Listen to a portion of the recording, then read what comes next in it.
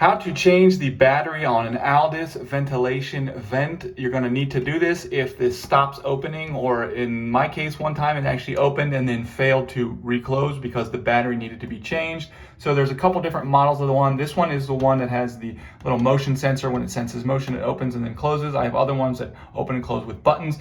But they all have the same battery function that opens and closes it. The hardest thing is to just get a 9-volt battery. If you need a 9-volt battery, I'll put a link in the description. But anyways, once you have that battery, you're just gonna come in here. I'm gonna try to show you this one-handed. And from here, you're just gonna pull this cover off.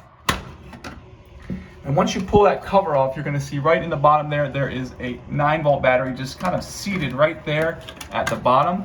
So all you'll need to do is take your 9-volt battery, unhook it from these little things. They just kind of press on and press off.